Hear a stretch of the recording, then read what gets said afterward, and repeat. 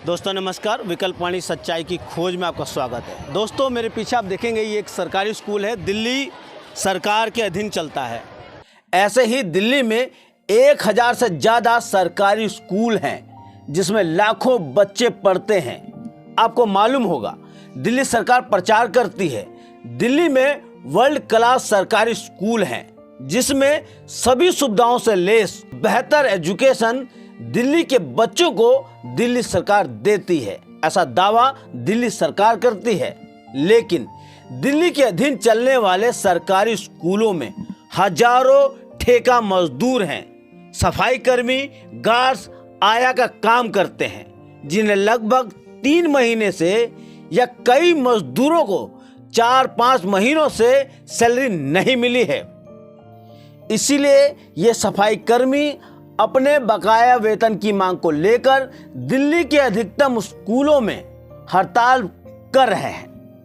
वे अपने स्कूलों के गेटों पर प्रदर्शन कर रहे हैं। हम प्रदर्शनकारियों से बातचीत करेंगे, उनकी समस्या को समझने की कोशिश करेंगे, मगर उससे पहले आपको कुछ बताना चाहते हैं। दिल्ली सरकार के अंतर्गत 1050 स्कूल हैं और 37 doctor VR. Ambedkar excellent school है जिसमें लगभग 17 लाख से अधिक बच्चे पढ़ते हैं। इन सरकारी स्कूलों में सफाई कर्मी, गार्ड्स और अन्य कामों के लिए यानी एडमिन के काम के लिए मैन पावर सप्लाई करने के लिए कई प्राइवेट कॉन्ट्रैक्ट कंपनियों को दिल्ली सरकार ने कॉन्ट्रैक्ट दिया है, जिसमें Orion security solutions private limited को भी कॉन्ट्रैक्ट दिल्ली सरकार ने दिया है।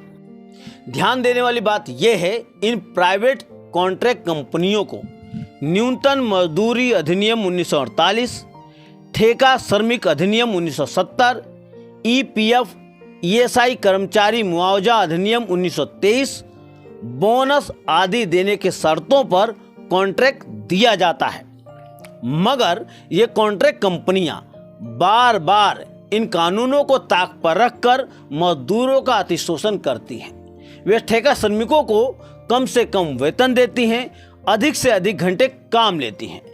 कई बार कॉन्ट्रैक्ट कंपनियां श्रमिकों को कई महीने वेतन नहीं देती हैं और यही नहीं, वे ईएसआई और पीएफ के पैसों की भी धांधली कर लेती हैं।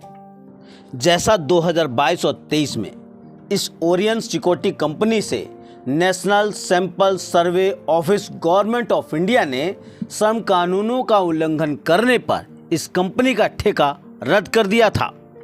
फिर एक बार इस कंपनी ने अपने ठेका श्रमिकों के साथ वैसा ही किया है। इन प्रदर्शनकारियों से हम बातचीत करेंगे, आप हमारे साथ बने रहिए। विकल्पवाणी सच्चाई की खोज। आज किस मुद्दे को लेकर आप लोग हड़ताल कर रहे हैं? सबसे पहले तो आपके चैनल का मैं धन्यवाद करना चाहूँगी जो इन गरीब मजदूरों की और मजलूमों की आवाज़ पूरे दिल्ली के सामने, पूरे देश के सामने रखता है। आपका बहुत बहुत धन्यवाद। आज का मुद्दा यही है जो पिछले 4-5 सालों से है। इनकी टाइम पर सैलरी नहीं आती है और इस बार भी इनकी सैलरी 3-3 महीने से 5-5 महीने से और किन्हीं गार्ड्स की 7-7 महीने से सैलरी रुकी हुई है। सफाई कर्मचारियों की कंटिन्यूसली 3 महीने से सैलरी रुकी हुई है। आपको कितने महीने से सैलरी नहीं मिली? 3 महीने से। 3 महीने। घर कैसे चल रहा है? घर ऐसे ही इधर उधर से ले दे के चलाते हैं, कभी किसी से लेते हैं, कभी किसी। यहाँ तक कि किराए तक के पैसे नहीं होते हमारे पास। बसों में आधे घंटे के लिए वेट करना पड़ता है, बस वाले बस नहीं रोकते हैं। सोचते हैं कि भाई ये तनख्वाह मिलेगी, तनख्वाह का कोई हल ही नहीं होता। इन लोगों को काम करवा लेते हैं और कहते हैं कि आज आ जाएगी, कल आ जाएगी। 4-4 महीने सैलरी ना, 3-3 महीने ना दे, 5-5 महीने ना देते हैं। क्या सब कॉन्ट्रैक्ट वर्कर हैं? इसमें कौन किस तरह के वर्कर हैं आपके साथ जो जुड़े हुए हैं? जी, कॉन्ट्रेक्चुअल कर्मचारी हैं। जैसे कि दिल्ली सरकार ने बोला था आज से 15 साल पहले कि हम आएंगे तो दिल्ली से ठेकेदारी प्रथा को ख़त्म कर देंगे, लेकिन सरकार ने उसके विपरीत किया। उल्टा 200 से ज़्यादा कंपनी इस वक्त दिल्ली में काम कर रही हैं जो दिल्ली के सरकारी स्कूलों में टेंडर लेके यहाँ पे हमारे कर्मचारियों का शोषण कर रही है, जबकि ऐसा नहीं होना चाहिए था। दिल्ली सरकार को चाहिए था कि ठेकेदारी प्रथा को ख़त्म करके हमारे सफाई कर्मचारियों का मन जीतती और उनके जो भी उनके अधिकार है वो उन तक पहुंचाती और उन्हें अपने संरक्षण में लेती। लेकिन दिल्ली सरकार ने बिल्कुल भी इस तरह का काम नहीं किया, उल्टा हमारे कर्मचारी का शोषण किया है। आप सब कॉन्ट्रैक्ट पे काम हाँ, सारे हम कॉन्ट्रैक्ट पे कर रहे हैं। अब मेरी भी बेटी 6 महीने से बीमार चल रही है, उसका भी इलाज बहुत चल रहा है, उसकी कुछ ज़्यादा तबीयत ख़राब चल रही है, इधर उधर से ले दे के उसकी भी दवाई गोली कराते हैं और किराए पे हम भी रहते हैं। 3-3 4-4 महीने हो जाते, हम लोगों की भी नहीं आती है तनख्वाह।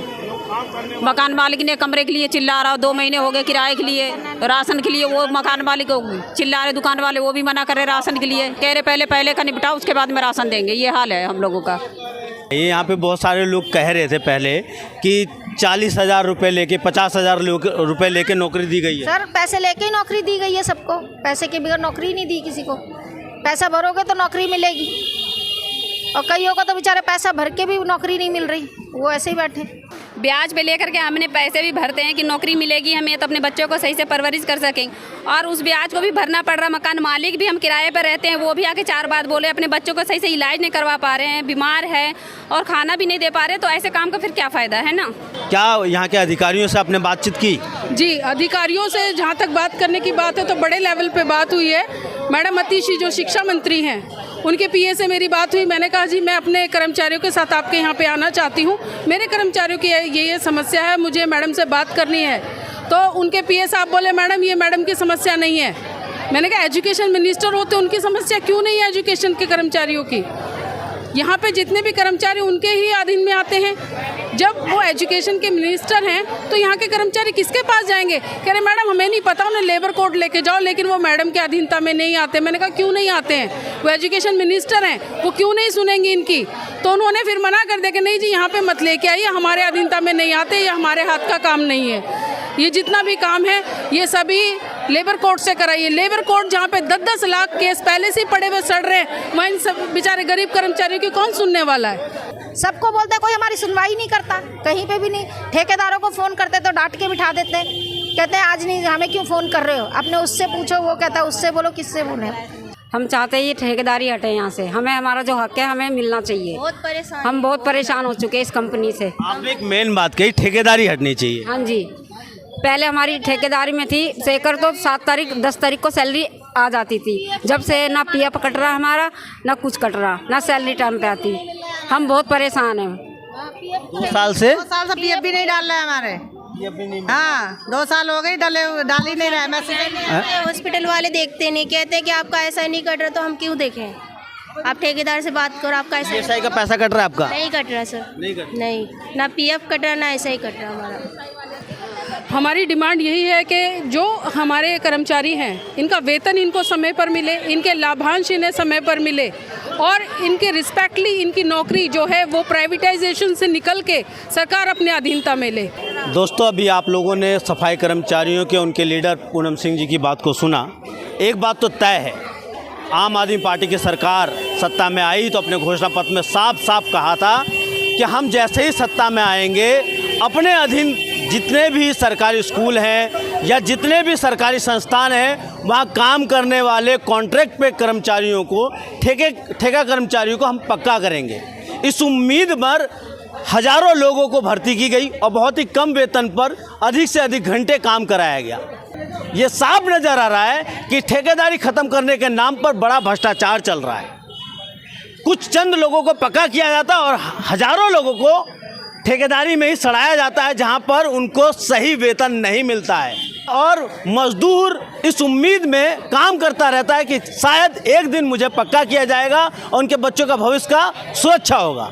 तो यह नज़र आता है कि ठेकेदारी प्रथा का विकल्प प्रयास करना पड़ेगा और ठेकेदारी प्रथा को ख़त्म करने के लिए देश में आंदोलन करना पड़ेगा श्रमिकों को, उनके लीडरों को, क्योंकि ठेकेदारी प्रथा लोगों के हितों में नहीं है, मजदूरों के हितों में नहीं है, ये देश के बड़े बड़े कॉर्पोरेटों के हितों में है। इस बारे में आप क्या सोचते हैं, आप क्या समझते हैं, कमेंट कीजिए और देखते रहिए विकल्प वाणी, सच्चाई की खोज।